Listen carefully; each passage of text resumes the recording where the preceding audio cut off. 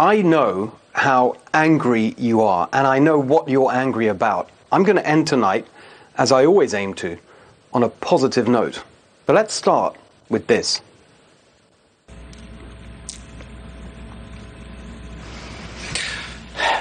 What I didn't know is that it would hurt so much. I didn't expect this to break my heart. For him to cast a dark shadow on our most sacred right. What a total charlatan, casting a dark shadow over our most sacred right. You mean like this? Trump knows he's an illegitimate president. I don't see this president-elect as a legitimate president. I've created an illegitimacy clock. It's on my website. If you look at it, it tells you how many days and hours Donald Trump has been illegitimate as president. For 4 years, they plotted and schemed to undermine and overturn the sacred right of American democracy. For 4 years, they smeared the duly elected president and his supporters. Not my president, they screamed, not my president. 4 years on, still they're at it, still they parade their reckless, condescending intolerance.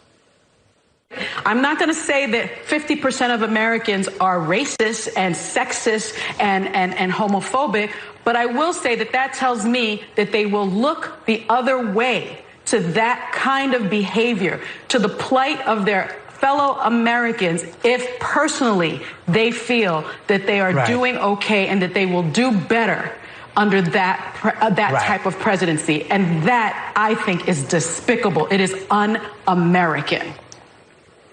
From deplorable to despicable. 4 years of non-stop hate.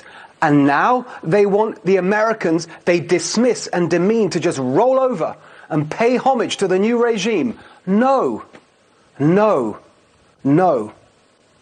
They go on about democratic norms and how Trump is undermining them. Right, let's follow their example. Let's uphold their norms, Democrat norms. Joe Biden should not concede under any circumstances. Under any circumstances. Now, I wouldn't go that far. Refusing to concede under any circumstances would be an attempted coup. That may be a Democrat norm, but it's certainly not a democratic one. So let's agree this. And how could any reasonable person not agree? Every legal vote should be counted. No illegal vote should be counted. Any evidence of fraud or irregularity should be brought forward and the courts should adjudicate. That's what the president said. That's what Mitt Romney said. It's even what Biden said. It ain't over till every vote is counted. Every ballot is counted. Every election has some level of fraud, irregularity, error. Usually it doesn't affect the outcome. But when it's this close, this important, with this many late changes to the rules, of course we should investigate thoroughly. Not just for the sake of seeing our chosen candidate win, but for the sake of faith in our system. We've just made a massive change to that system with very little planning and very little scrutiny. It looks like it's here to stay. So it is essential to have a proper understanding of what happened. That's not just in President Trump's interest, it's in the Republican Party's interest, and it's in America's interest. And by the way, everyone knows that if the positions were reversed, every single Democrat, every Biden propagandist on CNN and NBC and everywhere else would be telling Biden to fight and fight and fight to the end. So we can do without the lectures about undermining democracy from the people who did nothing but that for 4 years with their Russia conspiracy, who tried to derail a presidency with endless investigations, pseudo-scandals and a phony impeachment. But we can also do without false hopes being raised. Trump supporters have been through a lot. Of course we want that Trump second term, but do not give us false hope that it can still be achieved if in fact it cannot. We want the Trump second term because of the success of the first, on the substance, on its results, one of the most successful in history. We laid that out for you last week in our closing argument. But I've said a number of times that real power in politics is not the office you hold. Everyone loses that eventually. It's not even the policies you implement. They can be reversed, and usually are. Real power is when you change the way people think. That lasts way beyond your time in office, way beyond your lifetime. Hardly any political leaders achieve that. In my lifetime, I can only think of 3. When I was growing up in the UK, Margaret Thatcher, who led the free market revolution. Here in America, Ronald Reagan, who defeated the Soviet Empire. And now we can add a 3rd, Donald Trump. On issue after issue, China, manufacturing, the Middle East, open borders, endless war, Trump challenged and defeated a 50-year establishment consensus. The neocons defeated, the globalists defeated, their ideology gone, replaced by Donald Trump's new conservative populism. Yes, Trumpism. Pro-business on tax and regulation, pro-worker on trade and immigration. This is a towering achievement, recognized this week through gritted teeth by Trump's enemies right across the spectrum.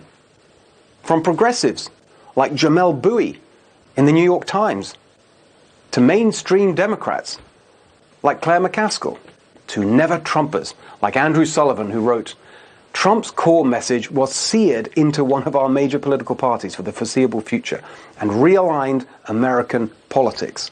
That realignment is real. Winning nearly a 1/3 of Latinos, record levels with black men, doubling support from black women, higher with LGBT Americans, working class Americans, Jewish Americans, Muslim Americans, over half of Native Americans. The highest share of the non-white vote for 60 years. President Trump has turned the Republican Party into a modern, multiracial, working class coalition. That is a historic shift. A once-in-a-century shift. Meanwhile, Trump has helped turn the Democrats into the party of the coastal and urban elite. Look where Biden got his support. Wall Street, lawyers, professors. All of this gave Biden huge advantages. He had big money, over twice as much as the president, but he had something else money can't buy. The alliance of bias, big media and big tech. An early study found that big media is over 90% negative about Trump. By the election, it looked like 100%. How could that not suppress the vote? How could their polls, Washington Post and ABC, with Biden 17% ahead in Wisconsin, how could that not suppress the vote? Big tech suppressing the message, suppressing information that could hurt Biden. Trump had the entire establishment against him. They were salivating over what they called the Great Repudiation. Well, it didn't happen. We wanted to see a repudiation of this direction for the country. And the fact that it's this close, I think, it hurts.